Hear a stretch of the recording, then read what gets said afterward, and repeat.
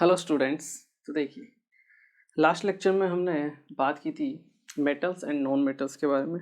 ठीक है, कि मेटल्स कौन से होते हैं और नॉन मेटल्स कौन से होते हैं। ठीक है, इनके अलावा उसके हमने कुछ प्रॉपर्टीज़ के बारे में बात की थी और लास्ट में हमने बात की थी अब आयोनिक बॉन्ड्स के बारे में कि आयोनिक बॉन्ड्स कैसे फॉर्म होते हैं और एटम्स कैसे बॉन्ड फॉर्म करते हैं ताकि वो क्या कर सकें, एक मॉलिक्यूल का फॉर्मेशन कर सकें। ठीक है, इन सब चीज़ों के बारे में हमने बात की थी और हमने आयनिक बॉन्ड कैसे बनता है उसके बारे में बताया था मैंने आपको कि आयनिक बॉन्ड होता है, जो आयनिक बॉन्ड होता है वो कैसे फॉर्म होता है। Ionic bond it is formed by it is form by transfer of electron, formed by transfer of electron. Electrons के ट्रांसफर से क्या होता है, आपका फॉर्म होता है। मतलब एक एटम अपना इलेक्ट्रॉन देगा और दूसरा एटम उस इलेक्ट्रॉन को क्या करेगा, एक्सेप्ट करेगा।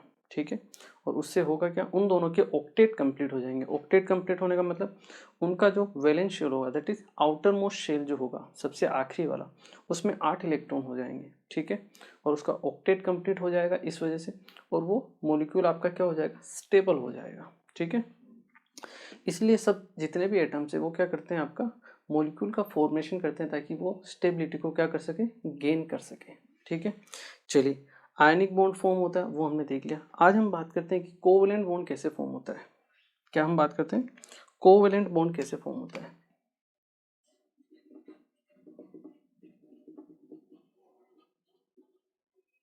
तो देखिए, अगर हम कोवेलेंट बॉन्ड की बात करें तो कोवेलेंट बॉन्ड में इलेक्ट्रॉन्स का ट्रांसफर नहीं होता है, इलेक्ट्रॉन्स की क्या होती है, शेयरिंग होती है।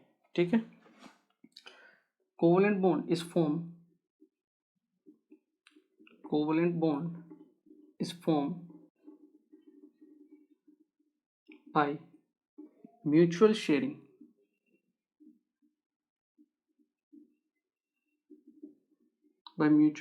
of electrons।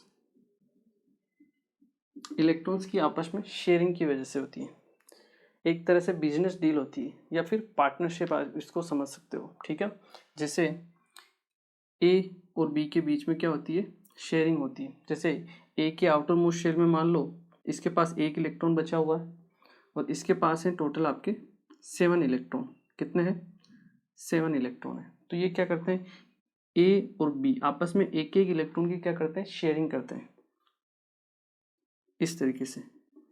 ठीक है, और शेयरिंग करने की वजह से होता क्या है, अब ये वाला जो इलेक्ट्रॉन है ये इसके ए में भी काउंट होगा और ये वाला जो ए वाला इलेक्ट्रॉन है ये बी के पास भी क्या होगा, काउंट होता है।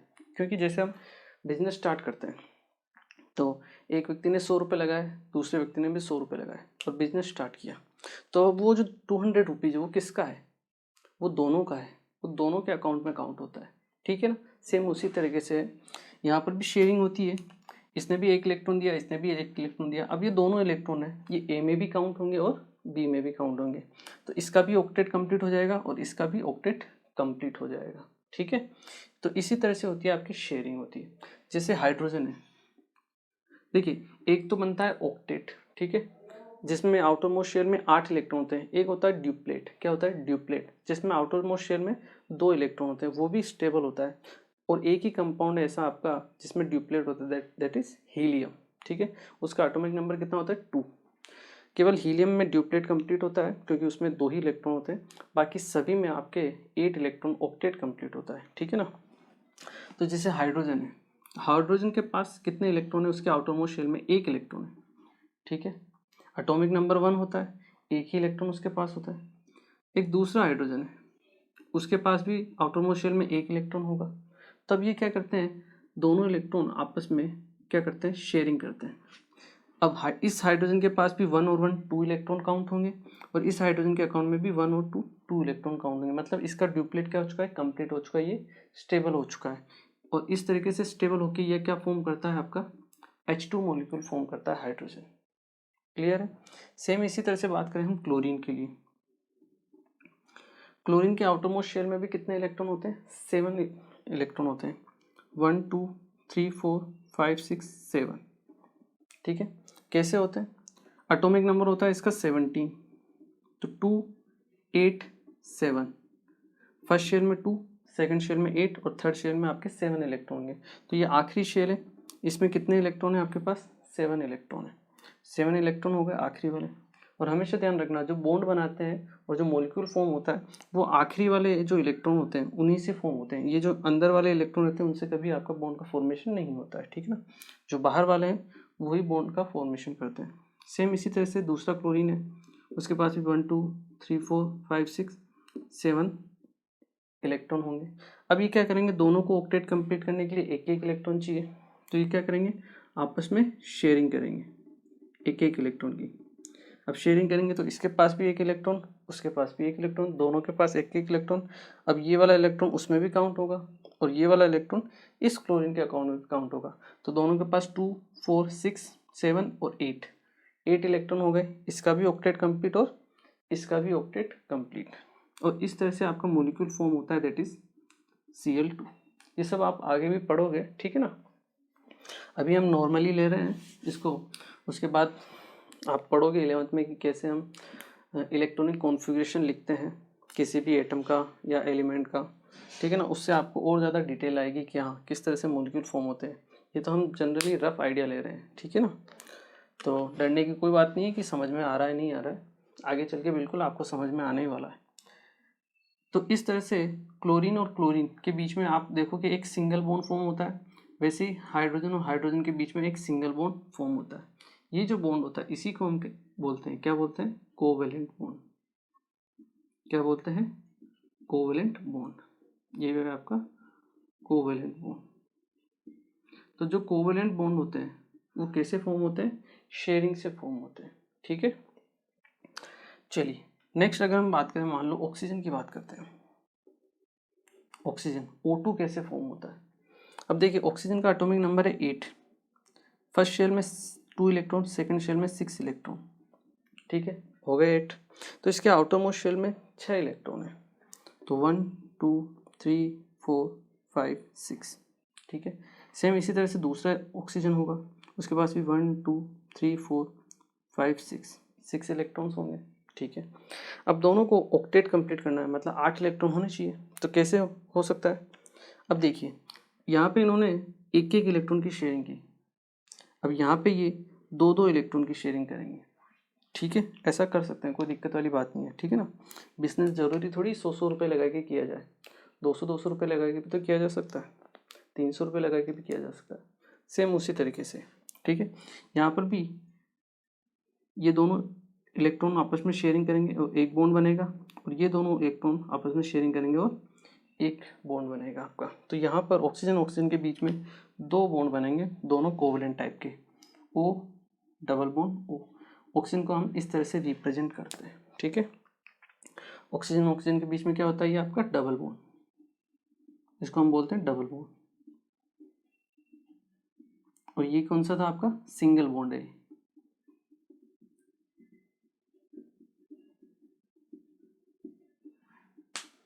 क्लियर है,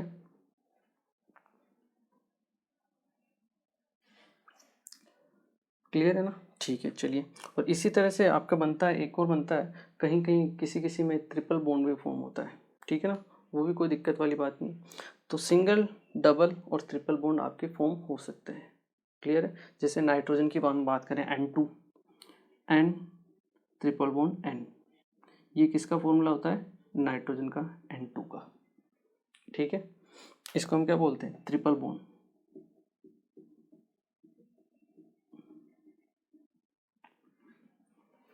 क्लियर है, आई होप ये क्लियर होगा, क्लियर है ना। सेम इसी तरीके से बनेगा, आप चाहो तो बना सकते हो 7, इसका एटॉमिक नंबर होता है, और आउटर मोस्ट शेल में 2 5, तो 5 इलेक्ट्रॉन होंगे आउटर मोस्ट शेल में, ठीक है। तो देखिए कैसे बनता है, ये भी मैं आपको चाहिए बता ही देता हूँ। नाइट्रोजन 1 2 3 4 5, 5 इलेक्ट्रॉन हो गए इसके पास। दूसरे नाइट्रोजन के पास भी 1 2 3 4 5 इलेक्ट्रॉन हो गए। अब शेयरिंग करनी पड़ेगी और ऑक्टेट कंप्लीट करना है, तो कितने बॉन्ड बनाने पड़ेंगे, 3 बॉन्ड, ताकि ये 3 इलेक्ट्रॉन दूसरे वाले के भी काउंट कर सके। तो आपका एक बॉन्ड तो यहाँ से बनेगा, एक यहाँ से बनेगा और एक यहाँ से बनेगा। तो इस तरह से आपका N2 का फॉर्मेशन होता है, ठीक है। और इसी तरीके से क्या होता है, हर एक मॉलिक्यूल का क्या होता है, फॉर्मेशन होता है। क्लियर है, आई होप क्लियर हुआ होगा। चलिए, कुल मिला के वो उतने बॉन्ड बना लेता है जिसमें उसका ऑक्टेट कंप्लीट हो जाए और वो स्टेबल हो जाए, उससे कम बॉन्ड नहीं बनाएगा, ठीक है ना। ऑक्टेट तो कंप्लीट करना पड़ेगा ताकि वो स्टेबल हो सके। क्लियर है। चलिए, तो ये होता है आपका second type, that is covalent bond, ठीक है। आई होप क्लियर हुआ होगा। चलिए, इसे एक बार आप क्या कीजिए, नोट कीजिए। यहीं पर अगर हम एक और मॉलिक्यूल के बारे में बात करें, देखिए, चलिए इसको एक बार आप नोट कर लीजिए, फिर हम बात करते हैं उसके बारे में।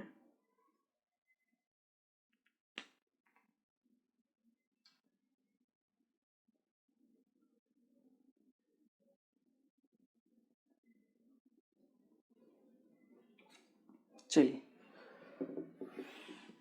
नेक्स्ट हम बात करते हैं जो जनरल बॉन्ड्स आपके फॉर्म होते हैं। अगर हम बात करें कार्बन के लिए, ठीक है, किसके लिए, कार्बन के लिए।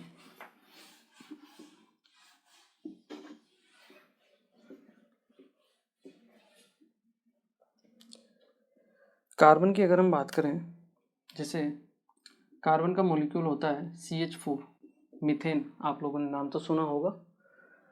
तो ये एक कार्बन है, उसका एटॉमिक नंबर होता है 6, मतलब 2 और 4। आउटरमोस्ट शेल में आपके पास 4 इलेक्ट्रॉन है, ठीक है।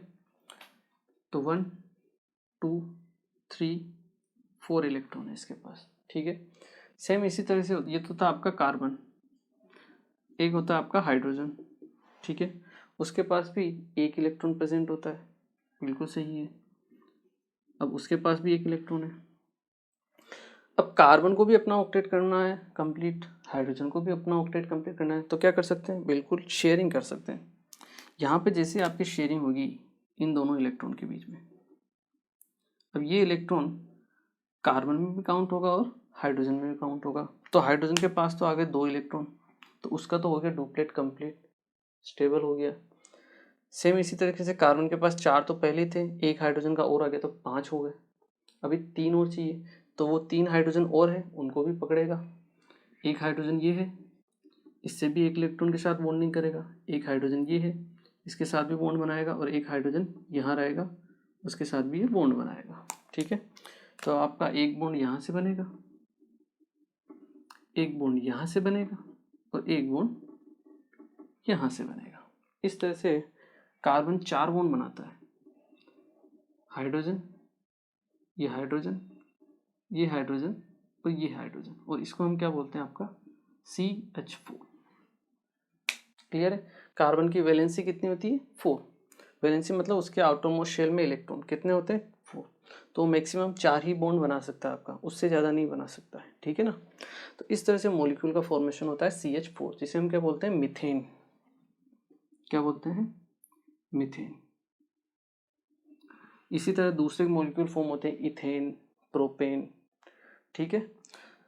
तो कार्बन की अगर हम बात करें बेसिकली, तो कार्बन जो है ऑर्गेनिक केमिस्ट्री में बहुत इंपॉर्टेंट रोल है इसका, ठीक है, क्योंकि बहुत सारे मॉलिक्यूल्स होंगे आपके ऑर्गेनिक केमिस्ट्री। पूरी ऑर्गेनिक केमिस्ट्री किससे भरी हुई है, ओनली कार्बन से भरी हुई है, और किसी से नहीं भरी है।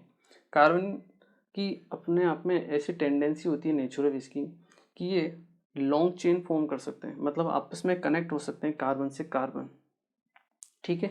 इस प्रॉपर्टी को बोला जाता है केटिनेशन। क्या बोला जाता है, केटिनेशन। और इस प्रॉपर्टी के जरिए क्या कर सकते हैं, बहुत सारे नए मॉलिक्यूल्स, लॉन्ग चेन के मॉलिक्यूल्स, कंपाउंड फॉर्म कर सकते हैं।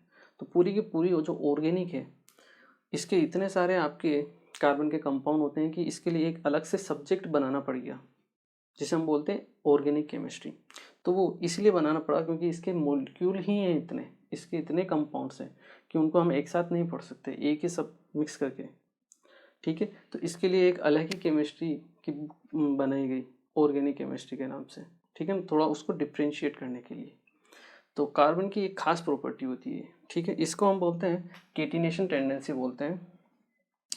तो यहाँ पर अगर हम देखें, कार्बन और हाइड्रोजन में क्या है, आपका सिंगल बॉन्ड है, इसको हम क्या बोलेंगे, आपका कोवैलेंट बॉन्ड बनता है, ठीक है। इसी तरह से एक और मॉलिक्यूल होता है जिसे हम बोलते हैं आपका C2H6। क्या बोलते हैं, C2H6, इसको हम बोलते हैं इथेन। क्या बोलते हैं? इथेन।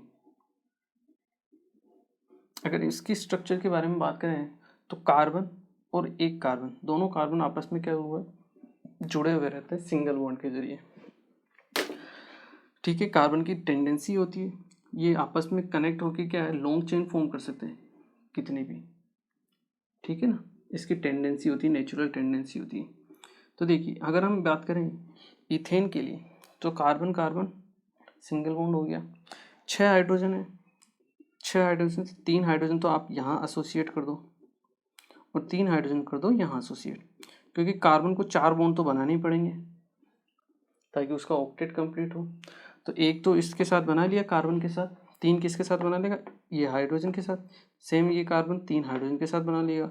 अब इसके पास भी एक इलेक्ट्रॉन यहाँ, एक यहाँ, 2 3 4 5 6 7 8, कार्बन के वैलेंस शेल में 8 इलेक्ट्रॉन हो गए, ऑक्टेट कंप्लीट है।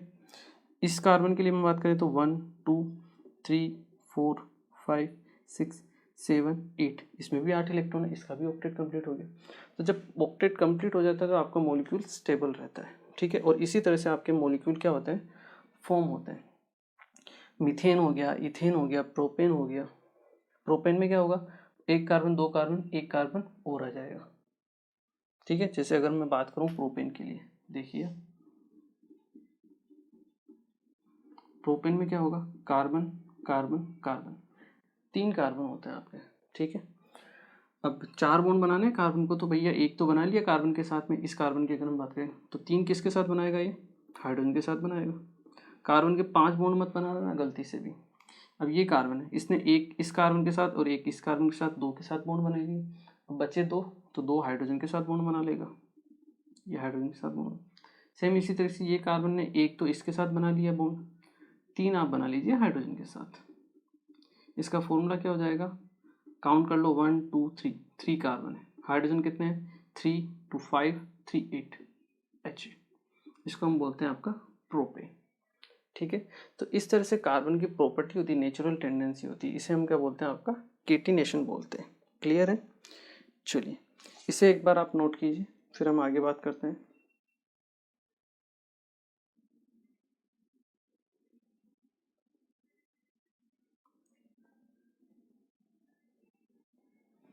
चलिए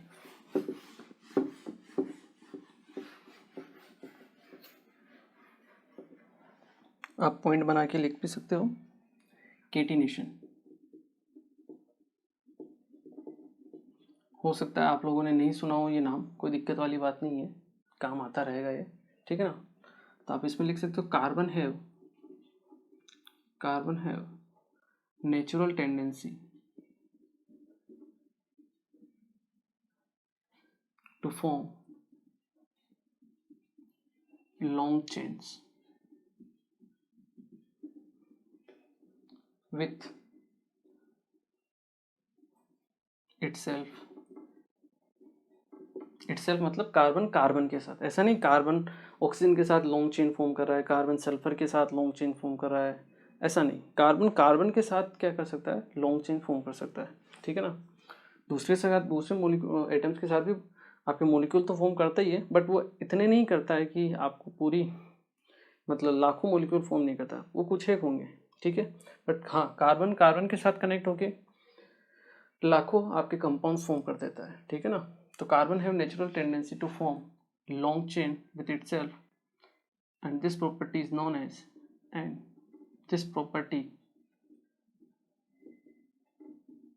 एज कैटिनेशन। इस प्रॉपर्टी को हम क्या बोलते हैं, केटिनेशन बोलते हैं। मतलब जो कार्बन है उसकी केटिनेशन की टेंडेंसी होती है। ठीक है ना, इंपॉर्टेंट है, ध्यान रखनी है आपको। क्लियर है? चलिए इसी में अगर हम आगे बात करें, कार्बन की जो टेंडेंसी है, कार्बन आपस में सिंगल बॉन्ड तो बना ही सकता है, कार्बन कार्बन आपस में सिंगल बॉन्ड तो फॉर्म कर ही सकते हैं, लेकिन कार्बन कार्बन आपस में डबल बॉन्ड भी फॉर्म करते हैं और कार्बन कार्बन आप में ट्रिपल बॉन्ड भी क्या करते हैं, फॉर्म करते हैं। ठीक है, जब कार्बन और कार्बन के बीच में सिंगल बॉन्ड होता है तो उसे हम बोलते हैं अनसेचुरेटेड, उसे हम क्या बोलते हैं, अनसेचुरेटेड।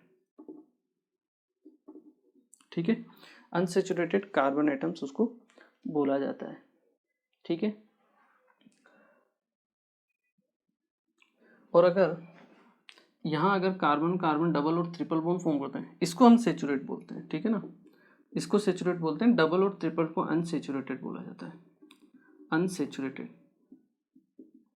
जब कार्बन और कार्बन के बीच में सिंगल बॉन्ड होता है उसे हम सेचुरेटेड कार्बन बॉन्ड बोलते हैं, और कार्बन डबल बॉन्ड या ट्रिपल बॉन्ड प्रेजेंट हो तो उसे हम क्या बोलते हैं, आपका अनसेचुरेटेड कार्बन बॉन्ड उसको बोला जाता है। ठीक है ना, ये चीज़ आपको ध्यान रखनी है। इसके अलावा अगर हम बात करें एल्केन, एल्केन किसे बोला जाता है, एल्केन बोला जाता है जहाँ पर कार्बन कार्बन के बीच में सिंगल बॉन्ड होता है। इनकी एक अलग ही सीरीज चलती है। जैसे कार्बन कार्बन अगर सिंगल बॉन्ड है तो उससे जो कंपाउंड बनते हैं उनको हम बोलते हैं एल्केन। जैसे CH4, ठीक है, methane, C2H6 ethane, C3H8 propane. इस तरह से ये कंटिन्यूसली चलते रहते हैं। इनको हम क्या बोलते हैं, एल्केन बोलते हैं। ठीक है ना, जनरल फॉर्म है एल्केन। उसके बाद इनका इंडिविजुअल नाम होता है मीथेन, इथेन, प्रोपेन। ठीक है ना, इससे एक और सीरीज होती है जिसे हम बोलते हैं एल्कीन। एल्कीन में क्या होगा, कार्बन कार्बन के बीच में डबल बॉन्ड होता है। ठीक है, इसमें अगर हम नाम बोलें तो C2H4 इथीन, ये इथेन था तो ये इथीन हो जाएगा। इसमें ई यानी पीछे लगता है, इसमें ए यानी पीछे लगता है सिंगल बॉन्ड में, ये हो जाएगा इथीन। इसी तरह से C3H6 प्रोपेन था तो ये हो जाएगा प्रोपीन। इस तरह से कंटिन्यूसली आपके चलते रहेंगे मॉलिक्यूल। ठीक है, सेम इसी तरह से एक और सीरीज होती है जिसे हम बोलते हैं एल्काइन। एल्काइन में क्या होगा आपके पास, बिल्कुल करेक्ट, ट्रिपल बॉन्ड होगा कार्बन और कार्बन के बीच में। ठीक है ना, एल्केन में क्या होता है आपके पास, कार्बन कार्बन के बीच में डबल बॉन्ड। एल्केन में कार्बन कार्बन के बीच में सिंगल बॉन्ड, और एल्काइन में क्या होता है, कार्बन कार्बन के बीच में ट्रिपल बॉन्ड। ठीक है, जैसे C2H2 इसको हम बोलते हैं इथाइन। ठीक है, C3H आप चाहिए तो ट्रिपल बॉन्ड बना सकते हो, H4, ये इथाइन हो जाएगा, ये प्रोपाइन हो जाएगा। ठीक है, स्ट्रक्चर्स वगैरह तो इतने इंपॉर्टेंट नहीं है फिलहाल आपके लिए, आप केवल जनरल हाँ ऐसे ध्यान रख लीजिए। हाँ, ये एल्केन होता है, सिंगल बॉन्ड होता है, एल्कीन होता है, ये होता है एल्काइन होता है जिसमें ट्रिपल बॉन्ड होता है। ठीक है, बाकी फुल डिटेल में इनके स्ट्रक्चर्स वगैरह क्या प्रॉपर्टीज़ होती है इनकी, ये सब हम पढ़ेंगे अपने जो 11th की क्लासें हैं उनके अंदर हम इसको पढ़ेंगे। ठीक है, चलिए एक बार आप इसे नोट कर लीजिए, फिर हम आगे बात करते हैं। चलिए, तो जैसे CH4 का हमने स्ट्रक्चर बनाया, वैसे हम C2H6 C3H8 का बना सकते हैं। सिंगल सिंगल बॉन्ड हो जाएंगे। यहाँ पर आपके पास क्या हो जाएगा, डबल बॉन्ड हो जाएगा। जैसे मान लो इसका मैं अगर आपको स्ट्रक्चर बना के बताऊँ C2H4 का, तो कार्बन कार्बन के बीच में पहले तो डबल बॉन्ड बना दीजिए। ठीक है, क्योंकि यहाँ डबल बॉन्ड है। अब देख लीजिए बचे कितने हाइड्रोजन है, क्योंकि कार्बन 4 ही बॉन्ड बना सकता है, तो 2 हाइड्रोजन यहाँ एसोसिएट कर दीजिए, 2 हाइड्रोजन यहाँ एसोसिएट कर दीजिए। ये हो गया आपके पास C2H4। सेम इसी तरह से आपके पास C3H6 रहेगा। ठीक है ना, चलिए इसका भी अगर मैं बनाना चाहूँ आपको तो बना सकता हूँ। देखिए C2H2 का, तो यहाँ कार्बन कार्बन के बीच में ट्रिपल बॉन्ड आएगा, ये इथीन होगा, ये इथाइन होगा। जब कार्बन ने 3 बॉन्ड तो बना लिए, कितने बॉन्ड और बना सकता है, एक। तो एक हाइड्रोजन के साथ एसोसिएट कर दो यहाँ पे, एक हाइड्रोजन यहाँ से एसोसिएट कर दो, ये हो गया इथाइन का फॉर्मूला। क्लियर है, सेम इसी तरह से आपको बनाना है। क्लियर है, आप चाहो तो C3H4 का बनाना है, कोई दिक्कत नहीं है, इसका भी बना सकते हो। कार्बन कार्बन कार्बन, अब एक जगह आपको ट्रिपल बॉन्ड एसोसिएट करना है। ठीक है, कार्बन कार्बन के बीच में ट्रिपल बॉन्ड हो गया। अब ये कार्बन 4 ही बॉन्ड बना सकता है, तो 3 तो इसके साथ बना लिए, तो इसके साथ एक ही बॉन्ड बनाएगा। ऐसा नहीं कि 3 इधर और 3 इधर, कार्बन के 6 बॉन्ड बना दो, ऐसा मत करना। ठीक है ना, कार्बन मैक्सिमम 4 ही बॉन्ड बनाता है, तो 3 तो इसके साथ बना लिए, एक इसके साथ बना लिए, हो गए 4 बॉन्ड। अब बच्चे हाइड्रोजन एसोसिएट कर दो आप यहाँ एक हाइड्रोजन एसोसिएट कर दो। ठीक है, यहाँ पे आपके पास एक भी हाइड्रोजन एसोसिएट नहीं होगा, यहाँ पे 1 यहाँ पे 2, यहाँ पे 3 हाइड्रोजन एसोसिएट हो जाएंगे क्योंकि कार्बन की वैलेंसी 4 करनी है अपने को।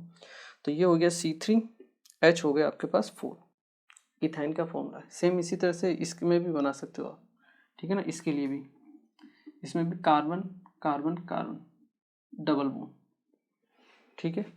अब यहाँ पे एक डबल बॉन्ड और फॉर्म हो सकता है, तो बिल्कुल हो सकता है, तो बना दीजिए, कोई दिक्कत वाली बात नहीं है इसमें, ठीक है ना, क्योंकि कार्बन 4 बॉन्ड बना सकता है, तो 2 इधर हो गए 2 उधर हो गए।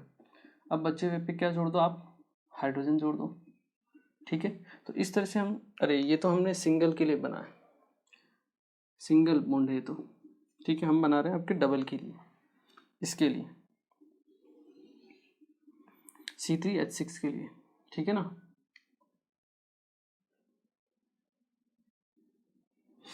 C3H6 के लिए, हाँ बिल्कुल सही है।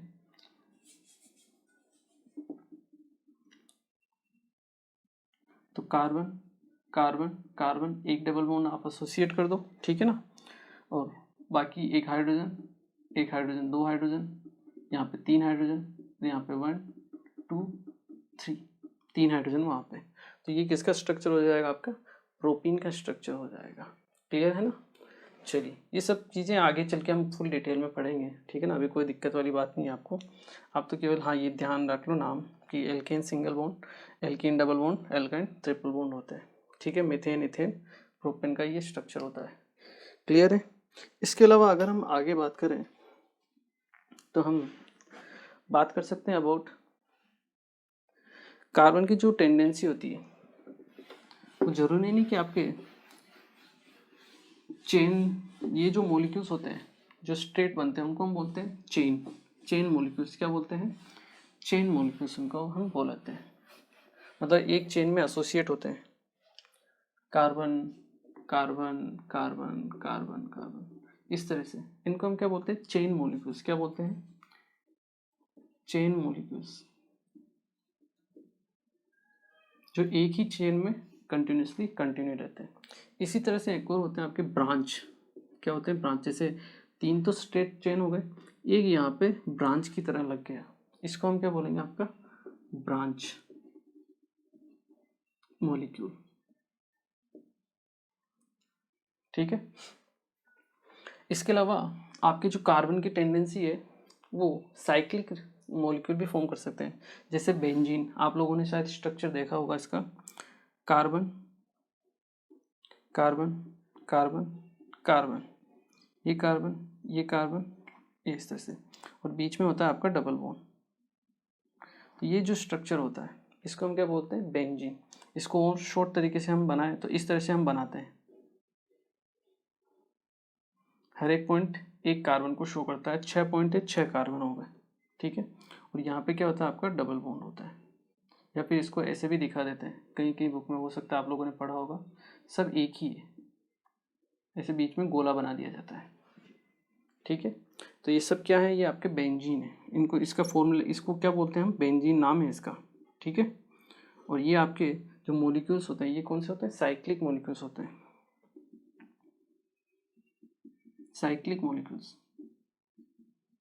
या फिर इनको हम क्या बोलते हैं, रिंग मॉलिक्यूल्स।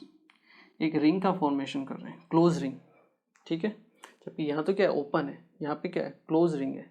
या इनको हम क्या बोलते हैं, आपके साइक्लिक मॉलिक्यूल्स भी बोलते हैं। तो कार्बन की नेचुरल टेंडेंसी होती है कि ये आपके प्लेन, मतलब जो आपके चेन मॉलिक्यूल्स हैं, ब्रांच मॉलिक्यूल हैं, या फिर रिंग्स, सब कुछ बना सकते हैं। इसलिए तो इतनी सारी वैरायटी होने की वजह से इसके लाखों मॉलिक्यूल्स मिलते हैं। कुछ मॉलिक्यूल्स इस टाइप के मिलेंगे चेन वाले, कुछ मॉलिक्यूल ऐसे ब्रांच वाले मिलेंगे, कुछ आपके रिंग वाले मिलेंगे। तो ये नेचुरल टेंडेंसी है इसकी, इसलिए बहुत सारे मॉलिक्यूल्स आपको फॉर्म होते हैं। चलिए इसे एक बार आप नोट कर लीजिए। ओके, तो एक और लास्ट टॉपिक है, उसके बारे में बात कर लेते हैं। ये देखिए, अभी मैं केवल आपको हल्का फुल्का ओवरव्यू दे रहा हूँ, ये फुल डिटेल है अपने पास, ठीक है ना। क्लास 11th में फुल डिटेल में पढ़ोगे आप, जितने भी चैप्टर्स अभी तक मैंने पढ़ा है उन सब के फुल डिटेल है। 10-10, 15-15, 20-20 लेक्चर लगते हैं पूरे लेक्चर को कंप्लीट करने के लिए। अभी तो हम केवल आपका इंट्रो ले रहे हैं, ठीक है ना। तो ऐसा मत सोचना कि सर ने ये पढ़ाया, ये नहीं पढ़ाया, ये छोड़ दिया, ऐसा कुछ नहीं है। वो सब हम बिल्कुल कवर करेंगे। अभी तो हम केवल थोड़ा आपको आइडिया दे रहे हैं कि हाँ कैसे मतलब अपने को स्टार्ट करना है क्या क्या होता है, बेसिक चीज़ें जो है, ठीक है ना। फुल डिटेल में तो हम चलेंगे ही सही, उसमें कोई दिक्कत वाली बात है ही नहीं। एक और छोटी सी चीज़ है, उसके बारे में मैं आपको बता देता हूँ, that is homologous series.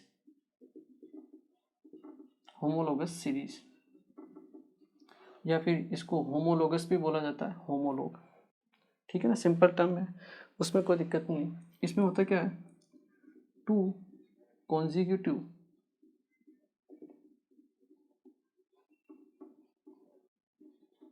members of carbon have having a